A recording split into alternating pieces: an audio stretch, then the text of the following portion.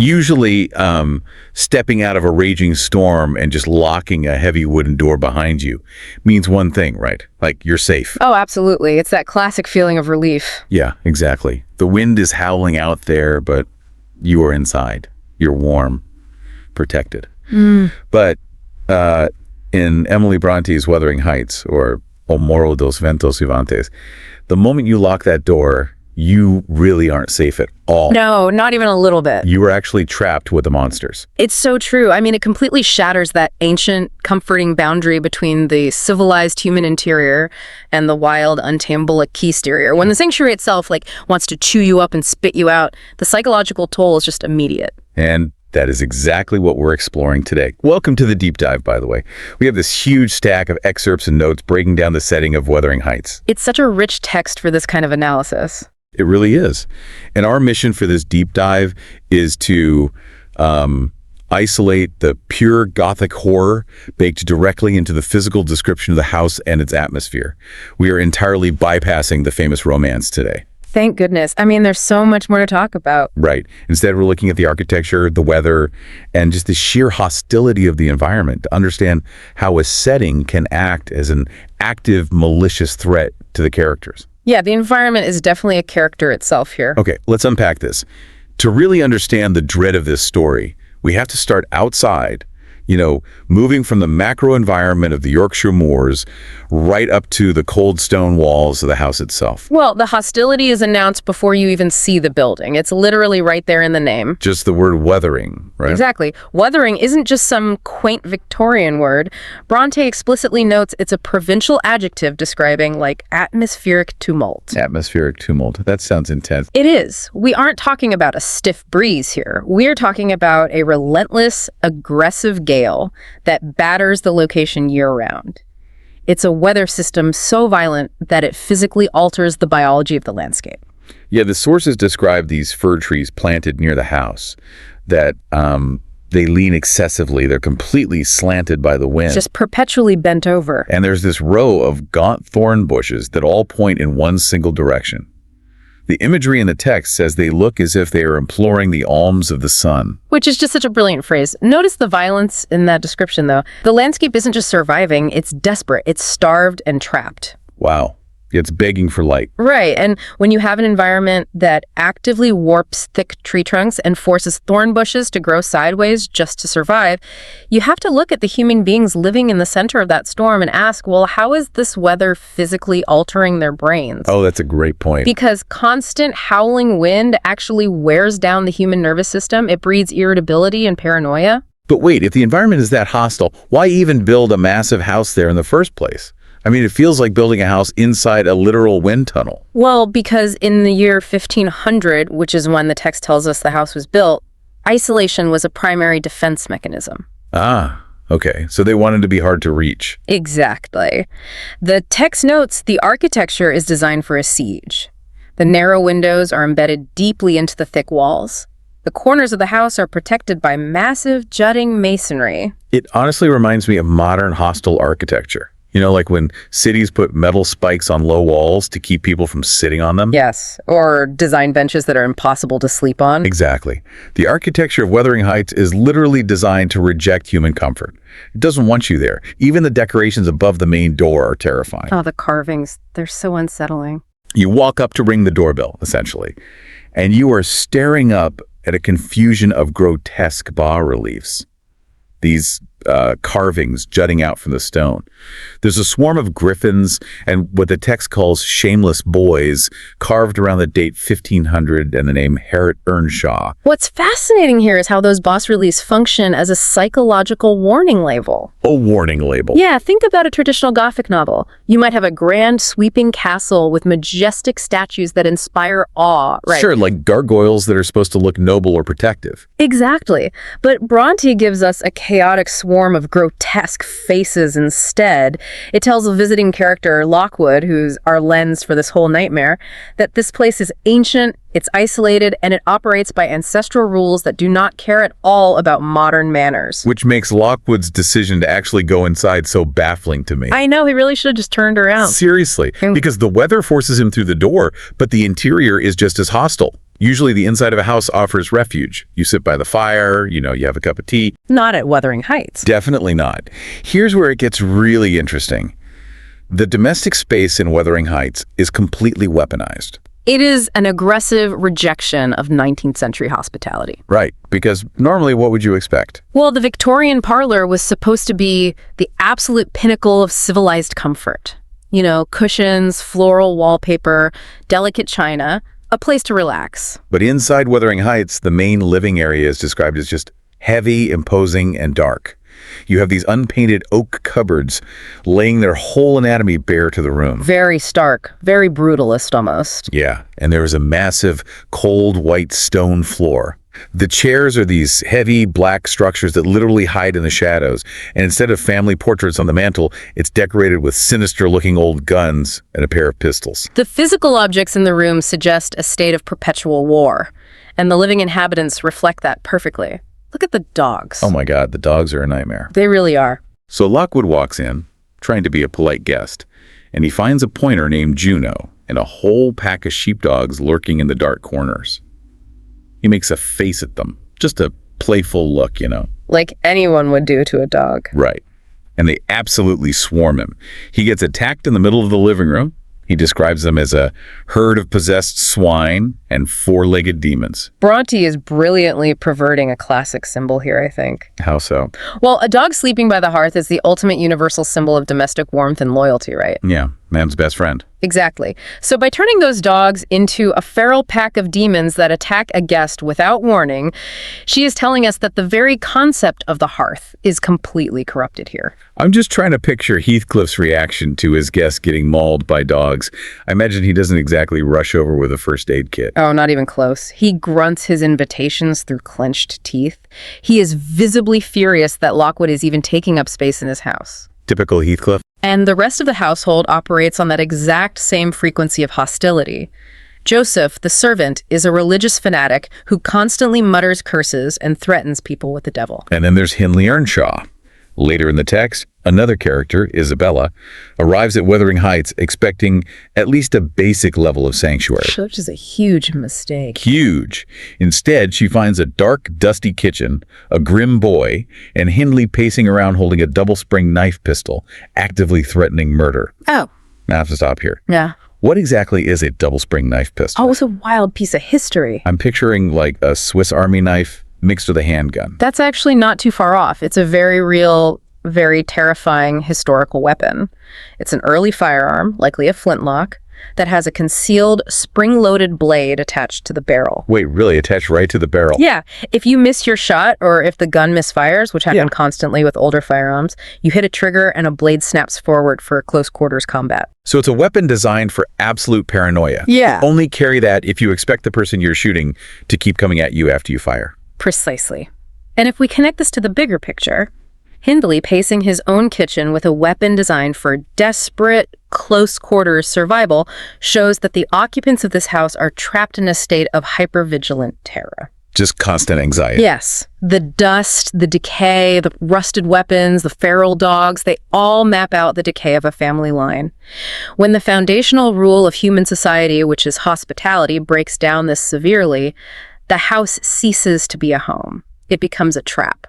Locking himself inside that house to escape the storm makes me think of someone hiding under the covers to escape a monster in their bedroom. That's a great analogy. But Bronte kind of flips the script, right? Yeah. The monster is already under the covers with him.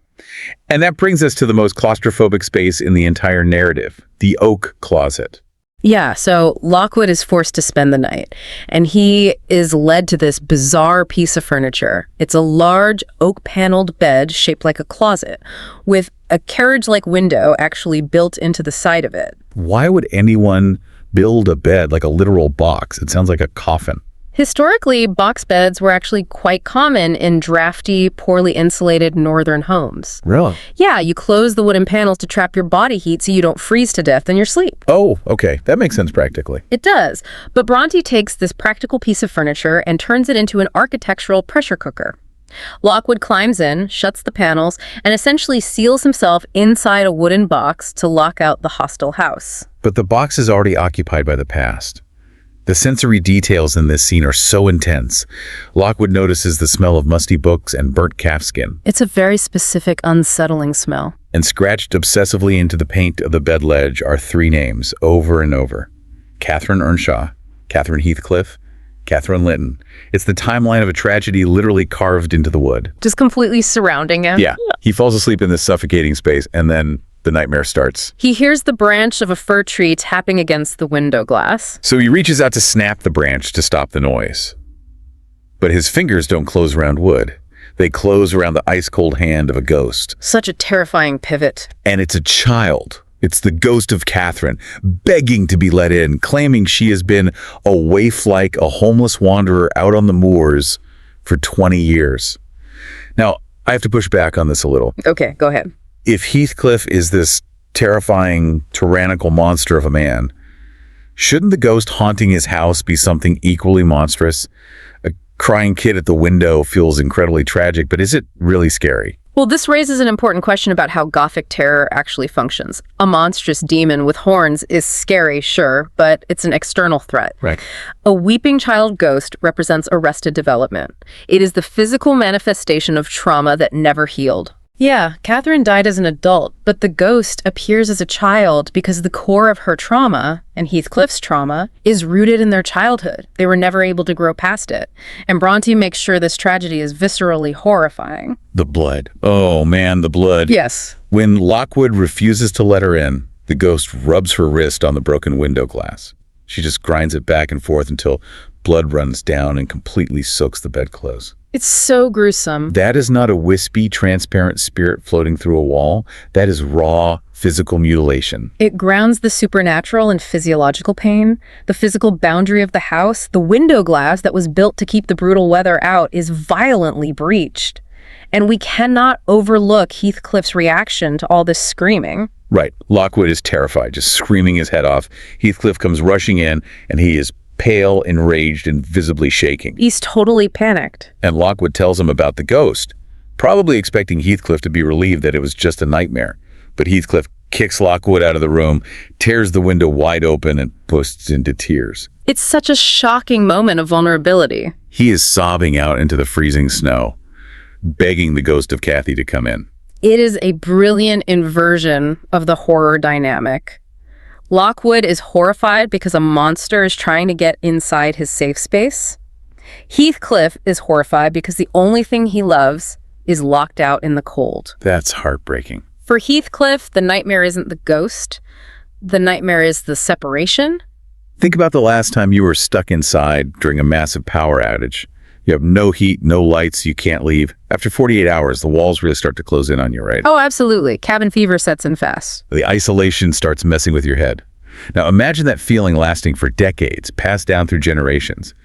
That is Wuthering Heights. The house is a fortress against the weather, the oak bed is a fortress against the house, but there's no fortress you can build against your own memory. That's beautifully put. Isolation doesn't bring peace here. It brings utter madness. And that madness cannot be contained by thick stone walls. The horror of this story bleeds directly out into the landscape, which is why we have to examine the moors. The moors are essentially a sprawling graveyard waiting to happen. The sources describe this environment during a winter snowstorm, not as some beautiful winter wonderland, but as a white, tossing ocean. Because it's so disorienting. Yeah, the snow completely hides these deep bogs and pits that dot the landscape. If you walk out there without someone who knows the path perfectly, you will step into a pit of snow and simply vanish. It is an environment that actively erases human presence. And yet, this is where Heathcliff's obsession reaches its terrifying peak. Because the house gave him no comfort, he seeks it in the earth. He physically invades the grave. This scene is haunting. Heathcliff goes to the graveyard and digs through the freezing mud to uncover Catherine's coffin. He gets right down to the wood. The physical labor of that is staggering. And as he is pulling the earth away in the middle of this freezing, violent wind, he says he suddenly felt a warm breath. He senses her ghostly presence standing right beside him, not rotting in the ground, but standing over him. He is destroying the ultimate physical boundary. the 6 feet of earth that separates the living from the dead. In Wuthering Heights, the boundary between the human soul and the natural world completely dissolves. It's like the rules of reality just stop applying. Exactly. Heathcliff refuses to let the dead rest, and the elements of nature respond to that defiance. So what does this all mean when Heathcliff finally meets his own end? Because his death scene is the perfect summary of everything we talked about. It really is the ultimate climax of the setting. He is found dead in that exact same claustrophobic oak-paneled bed. But the visual is chilling. His face is pale, and his sharp white teeth are bared in this lifelike, mocking sneer. It's such a disturbing image. It is rigor mortis locked into an expression of pure, arrogant defiance. And the window next to the bed is thrown wide open. The rain from the moors is blowing inside, completely soaking his dead body. It is the absolute culmination of the environmental storytelling.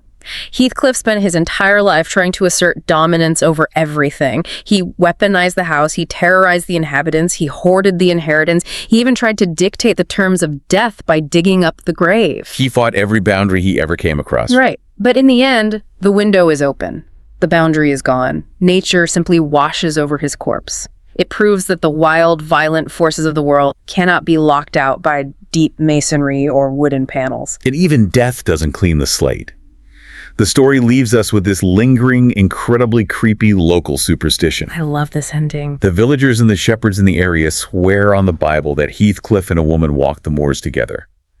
There's this one specific detail about a little boy crying on the road. Yeah, the boy with the sheep. Someone asks him what's wrong, and he points to the cliff and says he sees Heathcliff and a woman standing under it, and he is too terrified to walk his sheep past them. It implies that they haven't gone to heaven or hell. The atmosphere of the heights has permanently absorbed them. Wow. They are no longer human characters. They have become the wuthering wind. They are the hostile landscape. Okay, let's take a breath and retrace our steps. We started on the outside, looking at how the relentless wuthering winds physically warped the trees, and how the massive stone architecture of the house was built as a defensive fortress against both the weather and humanity. Setting that tone of isolation immediately. Right. Then we stepped inside to find a weaponized domestic space, where unpainted oak, feral dogs, and paranoid men with knife pistols turned the concept of home into a hostile trap. A total inversion of the Victorian hearth. Exactly. Then we squeezed into the claustrophobic nightmare of the oak-paneled bed, where the trauma of the past manifests as a bleeding ghost at the window.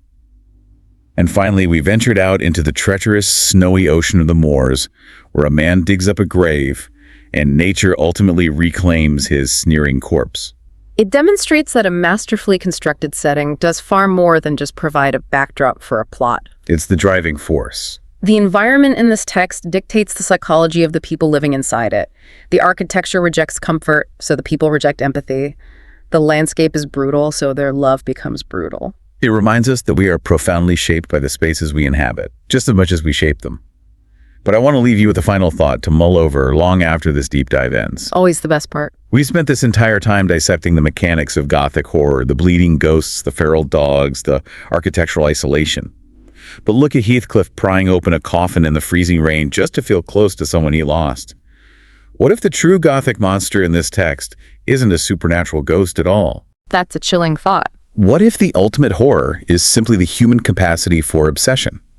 And how a mind, completely isolated from the rest of the world, can turn even the safest sanctuary into a living, breathing hell?